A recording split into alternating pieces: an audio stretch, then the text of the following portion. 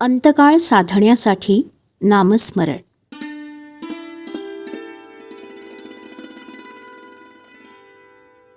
अंतकाळी नामस्मरण होणं म्हणजे अंतकाळ साधणं, आणि हा साधण्यासाठी आधी नामस्मरण करायला पाहिजे.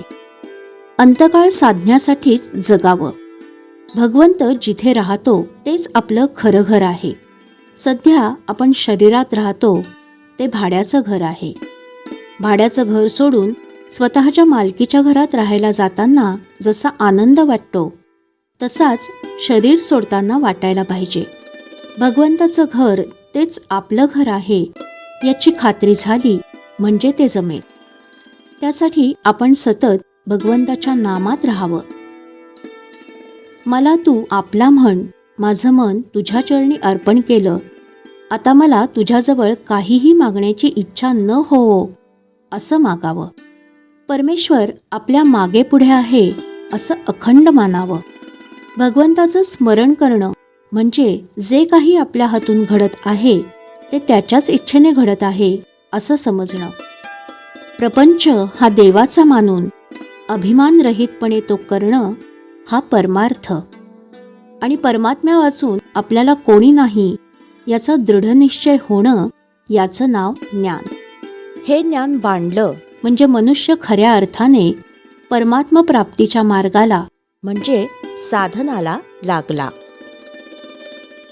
या साधनाने परमात्म्या वाचून दुसरं काही आवडेनासं होतं, आणि ही जी अत्यंत आवड तिलाच भक्ती म्हणतात. या भक्तीची परिपूर्णता अंतकाळ साधण्यात होते. त्यासाठी सतत नामस्मरण किंवा अखंड अनुसंधान हेच एकमेव साधन सांगितलं आहे. अंतकाळी ज्यानं नाम घेतलं त्याच्या विषयवासना मेल्या असं नसतं. तो काही एकदम मुक्त होत नाही, पण पुढच्या जन्मी तो अति सात्विक म्हणून जन्माला येईल. सात्विक म्हणजे भगवंताची प्राप्ती करून घ्यावी अशी वृत्ती असणारा होय. साधन प्राणाबरोबर असावं म्हणजे प्राण जसे अभिमानरहित अखंड चालतात त्याप्रमाणे साधन अभिमानरहित अखंड चालावं. ते करता कामा नये, करणं म्हणजे अभिमानाला. सहज प्राणाबरोबर झालं म्हणजे अखंड चाललेलंच असतं. प्रपंचातली तळमळ सोडून वागावं, गुरु आज्ञेत असावं. अनंत जन्मांचा देहाशी सहवास म्हणून देहावर प्रेम जडून देहबुद्धी होते. तसाच नामाचा सहवास पुष्कळ करावा म्हणजे विषयाची आसक्ती कमी होऊन नामावर प्रेम जडतं. योगात कष्ट फार. या युगात तो साधणं अशक्यप्रायच, आणि कर्मात तर अभिमान असतो आणि वाढतो. भक्तीत कष्ट नसतात आणि ती करताना अभिमान आपोआप गळत जातो.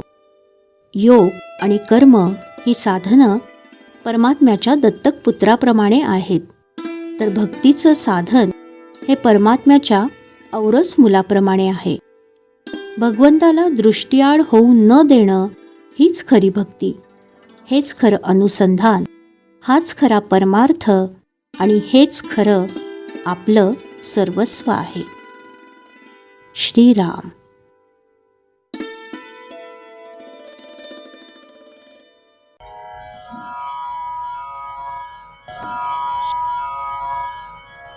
श्रीराम जय राम जय जय राम.